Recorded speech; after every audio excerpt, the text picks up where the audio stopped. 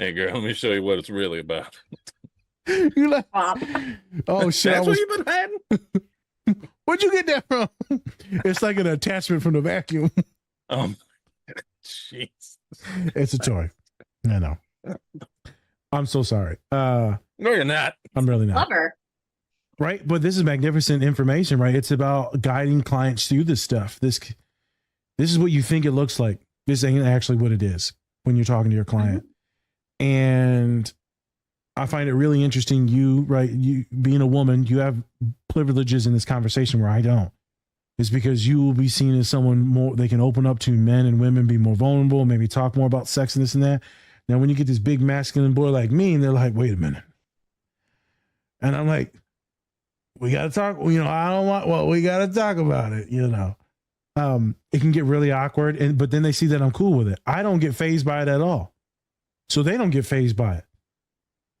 And it's magnificent when my boy's like, hey, man, I've been hiding something for years. And I'm like, you're jerking off too much, aren't you? No. I immediately know it's masturbation issues and OCD. I immediately know. And they're waiting for me to be angry or mad at them, to shame them. And I'm like, bro, you ain't getting it from me. You want to do harm reduction? Let's do it.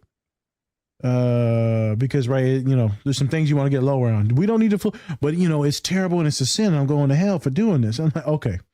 Well, you done jacked off so much that you guaranteed to go to hell. So let's just lessen it a little. Oh my God. You're going to hell no matter what. You can't take all them. Saw you. You can't take back all them orgasms, brother. They ain't going nowhere. God has replay. He does it over and over again. And you're actually talking again about the comparisons. So many of my clients and my students that I get, they think that if I masturbate every day or whatever their number of masturbation is, automatically it's bad. And the same thing with sex. Science just has not figured out a number that's considered bad or good. It's all about, is it causing distress to your day-to-day functioning? And, that in itself is going to determine whether it's just unhealthy because you are not okay with it because either society has told you that that's not okay, or it's causing a significant amount of distress where you're not able to show up in your day-to-day. And then that's a different story. Like I had somebody recently come to me for hypersexuality, and we had one session and we found out that they weren't actually experiencing hypersexuality. They just had a higher sex drive than most people they were meeting, but they weren't distressed in any other way outside of not finding somebody that was connected in the same way sex drive. Yep. And that is the comparisons also within how we're, having orgasms and the masturbation, etc. Facts. When you look at, because I want you to talk on this. So, men, supposedly it's all about this one thing, right? And what you're going to do, penetration, all that stuff, right? But obviously there's a lot of things to it, but we specifically talk about that in size. For women though, is there a core belief that women, that they need to have a certain figure for men to like climax, to be attracted to them? I would assume, is it like I need to have the big old breasts or the BBL? Is that a thing, like where you're comparing yourself where the other men are comparing themselves, like in a bathroom, shower, porn, whatever? Not necessarily in my experience as a clinician. That's not to say that it could be something going on. I do see a lot of insecurities that a lot of female clients of mine have within their body and their image. So yes and no, in terms of answering your question, like it's this idea, like if I have a stomach, like I don't want my partner seeing it, and that in itself comes from the comparison piece, but I don't see it anywhere near as much as I feel men compare themselves as a whole within their sexuality as women do. But women do have their own comparisons for sure that comes up negatively for them. Their own things. The reason why I pause on this is because we end up just hating so much about our bodies or everything. We hate everything. And it's just weird. How does the world do that? It just, you're too big, you're too small, you're too dark, you're too brown, hair's too short, you're too thin, you're too fat. And it's just like, how do we always dislike ourselves? It's a weird curse. I tell people when they start going to the gym, I said, this is the first day you're going to realize you hate yourself more than what you thought. They're like, what? Because now when you start going to the gym, you're getting stronger or thinner or bulkier, whatever it is. You're always going to want more and more. And so it feeds into this beast. It could be a healthy beast, but sometimes it's not always the best. And I know when it comes to sexuality of clients, there's a lot of distortions. And what's the wants and needs for partners? Men, women, doesn't really matter. There's a lot of distortions. So I'm glad we're having this conversation today. Yeah, I mean, for me, personally, I've always struggled. I'm a plus size girl, and I've always had an insecurity with my stomach, and it's always caused a disconnect in the bedroom. And I finally got to the point where I was like, I need to normalize this. And I was talking to my husband about it, and his approach was hilarious, but we went with it. He just grabbed my stomach fat and was just like shaking it randomly. And he would just randomly come up to me and just shake my stomach.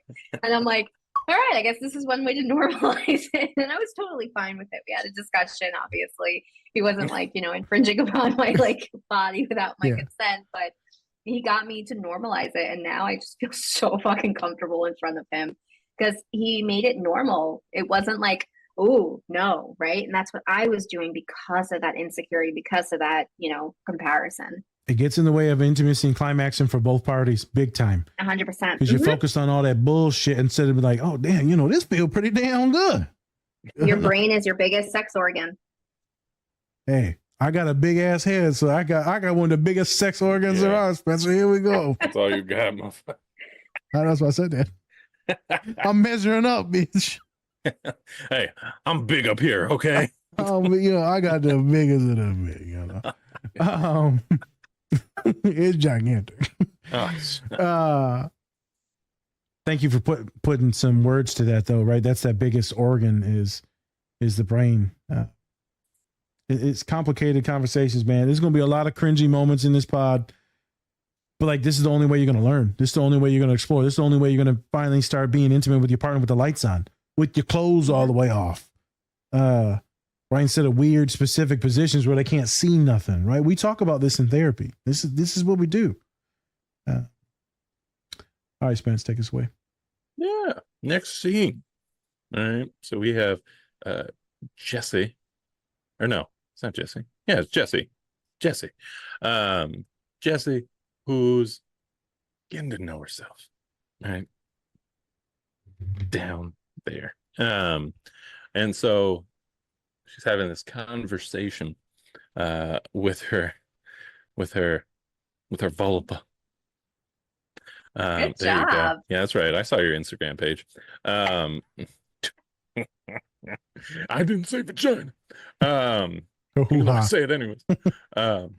And so talking about how, just exploring herself and seeing what she likes, but then also just learning about what her vulva or vagina is.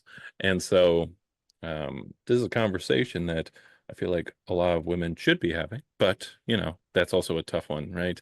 She's having this conversation while also looking in the mirror at her vulva. And so in your experience, and as you kind of pointed out too, it's just there's not really a education around this topic, especially when it comes to women. So what has been your experience with that, and how do you educate other women on this? So my experience is most of the clients that I get, they don't really know their anatomy. I mean, I didn't know my anatomy up until a certain point when I really started getting into this field and I was educating on it and all that. So education, usually the first session or two, you see people's like whole mindset start to shift right then and there. Like generally the work that I'm doing in terms of sexuality, just as a side note, is relatively short term because it's like that education piece. The second they realize and recognize and they can release themselves from the shame and the unrealistic narrative and they can recreate their sex and their intimacy to do what they want, they're golden. They're good. But it's really interesting because when you were talking about the mirror, that's actually an exercise a lot of us sex therapists will actually ask women to do if they themselves don't really know their body. Yeah. So unfortunately for us growing up, we do not explore our bodies. We don't have the space to do so. We're not given the quote tools on how to.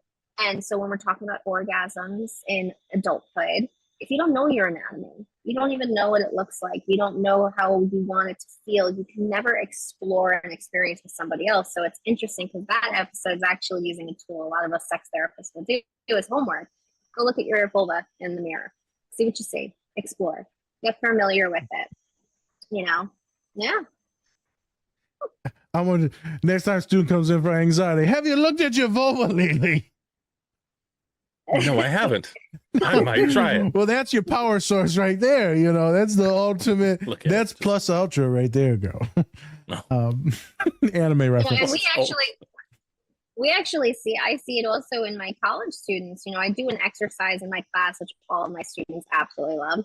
I write the anatomical words for the female anatomy on the whiteboard. So vagina, vulva, clitoris, breast. And then I have them tell me all the slang that we usually use for these words. And it gets me into the lesson. And without a fail, every single time out of like 25 to 40 students in a class, everyone doesn't have a word for vulva. Most people are like, what is that? I don't know what that is.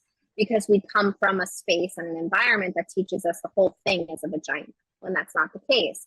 So, you know, for us and the education and knowing about our anatomy, it's really important. So again, how are you going to be able to communicate and explore if you don't know it? Hey, thanks for watching this video. Check out the full episode on our channel and anywhere you find podcasts. Also, remember to like and subscribe. Whoop whoop.